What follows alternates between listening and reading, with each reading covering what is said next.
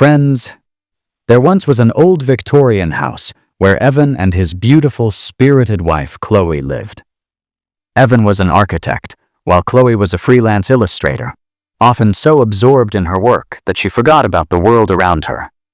Their relationship was full of love and laughter, but for the past week, a strange kind of punishment game had been going on between them. The tickling punishment. That Wednesday night, Chloe had once again, fourth day in a row, skipped doing the kitchen chores and left Evan's important papers unorganized. Evan smiled, took off his wristwatch, and placed it on the table. Tonight, this tickling punishment was more than playful revenge. Evan knew Chloe had unknowingly hidden the biggest secret of his career, a $50 million architectural blueprint. And tonight, the only way to retrieve it was through Chloe's laughter. Chloe sat on the couch in the middle of the living room, lost in sketching for her new graphic novel. Evan approached her, a mischievous smile on his face. Evan in a mock-serious judge's tone. "Mrs. O'Connell, you've broken the household management rules 4 times in a row.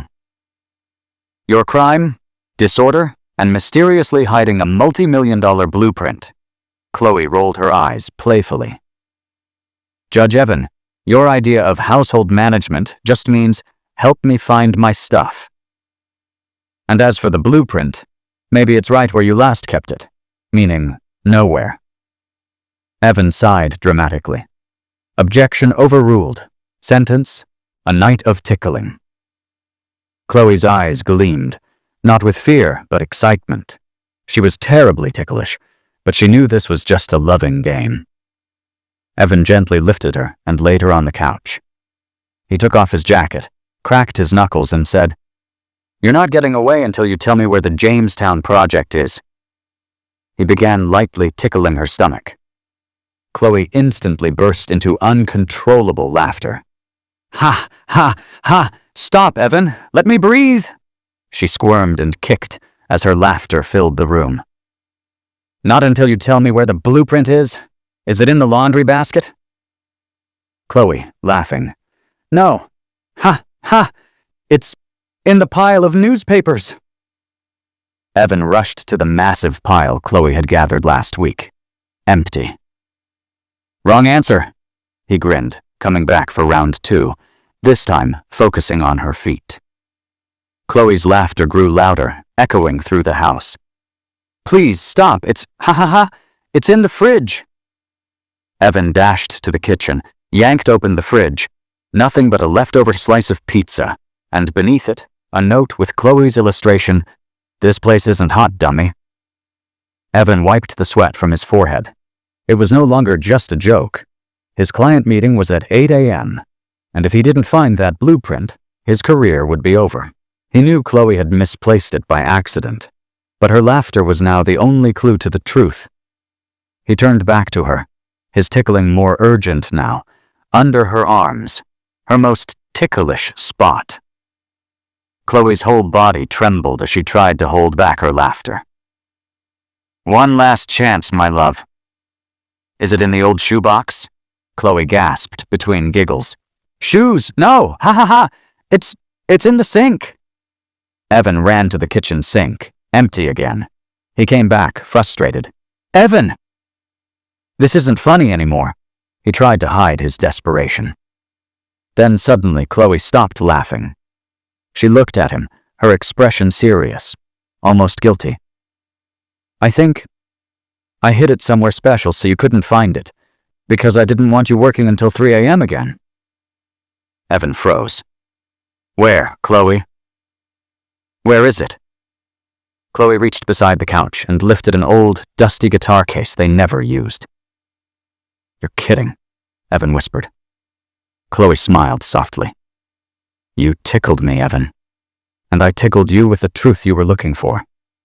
Evan opened the guitar case. Inside, under the guitar, rolled up safely, was the $50 million blueprint. Relief and gratitude flooded through him. "Oh, Chloe, you saved me. I'm so sorry. I was torturing you." But before he could finish, Chloe's expression changed. She pulled out another item from the guitar case, a recording device. "I've got one more tickle for you, Evan," she said, pressing play. "Sure. Here's your full story." "Yeah, I know, Jim. I'm pretending to lose the blueprint because I know she'll hide it, and then I'll have to tickle her until she tells me where it is. Man, I love her laughter. Guess I'll be up tickling her at 3 a.m. again." Evan's face turned red. Chloe burst out laughing. "You thought you were tricking me?" she said between giggles. "I just decided to play along." "I knew you'd end up getting caught in your own game." Evan couldn't help but laugh, too. He pulled Chloe into a warm hug. "You're unbelievable, Mrs. O'Connell. You beat me at my own game." "Exactly," Chloe said, closing her eyes. "And now that you've been caught red-handed, what do you think your punishment should be?" Evan looked at her, then at the recorder, then at the guitar case.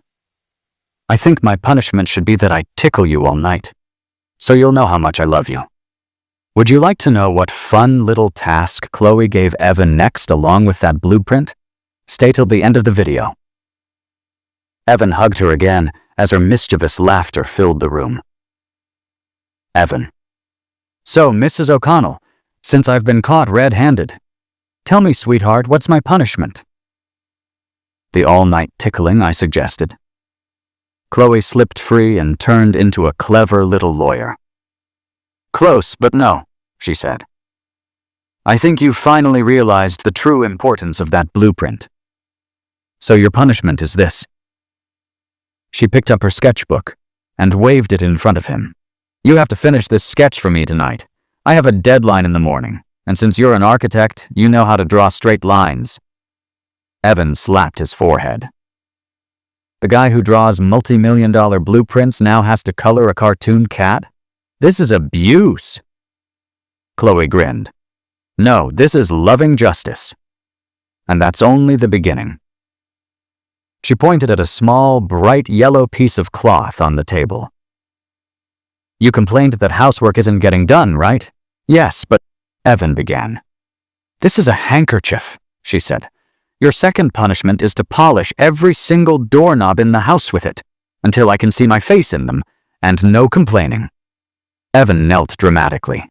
His boss, his client, everything flashed before his eyes. One side, a $50 million blueprint. Other side, a cartoon cat and 15 doorknobs. He sighed and smiled. "All right, I surrender, but I have one condition." "Speak," said Chloe. "I'll do it all. I'll color the cat, I'll polish the doorknobs. But while I do, you'll sit next to me and feed me ice cream. And every 5 minutes, you'll have to say, 'You're the world's best architect helping the world's worst illustrator.'" Chloe's eyes sparkled. The punishment had turned into pure love and fun. "Deal. Now get to work, Mr. Knob-polishing architect." At 1 a.m., Evan sat exhausted on the couch. The cat was colored. Terrible, but acceptable, according to Chloe. Now he was polishing the last, biggest doorknob, the front doors.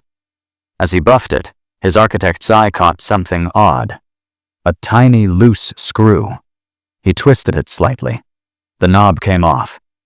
Behind it was a small hole, hiding a USB flash drive. Evan's heart pounded. He quietly inserted it into his laptop. Inside was a single file. He played it. It wasn't a blueprint. It was a recording. Chloe's voice. She wasn't laughing this time. She was talking to a friend. "Yeah, I know he'll pretend to lose my blueprint again. He always does. But this time I'm really planning something. It's not just a $50 million project. It's his happiness. I've been leaving chores undone on purpose so he'll tickle me. His laughter, his energy. It means everything to me. If he doesn't tickle me, I start to feel like he's drowning in work and forgetting me." Evan's eyes filled with tears. It wasn't about blueprints or chores. It was her way of reminding him to laugh. "This USB drive, it has a slideshow of our childhood pictures." Chloe's voice continued. It's his favorite song playing in the background. I'll hide it somewhere he'll only find when he's tired and frustrated, so that when he sees it, he'll remember that our love matters more than his work. Evan removed the flash drive, looked at his sleeping wife on the couch, and smiled softly. She had made him search the whole house, not for a blueprint, but for this message. The doorknob, his favorite hiding place. She had known. Evan shut the laptop, picked Chloe up gently, and carried her to their bedroom. At 3 a.m., he was still awake, but not in his office. He lay beside Chloe, holding her close. He slipped the flash drive into his wallet. It was worth far more than $50 million. He whispered in her ear, "You're not the world's worst illustrator. You're my greatest joy. And now, I'm going to give you one more tickling punishment." He began gently tickling her stomach. Chloe giggled in her sleep, then woke up. Ha. Ha, ha. Stop, Evan. You said it was over. Evan smiled. Yeah, my work's done. Now yours begins. You're going to make me a cup of hot chocolate, and I'll tell you how amazing you are. Chloe grinned, got up, and headed to the kitchen. Evan touched the flash drive and smiled. This wasn't a tickling punishment anymore. It was their secret code, an emotional, playful, and deeply romantic story that would go on forever. And that's where our video ends. If you liked it, don't forget to hit the like button and subscribe to the channel. Thank you for watching.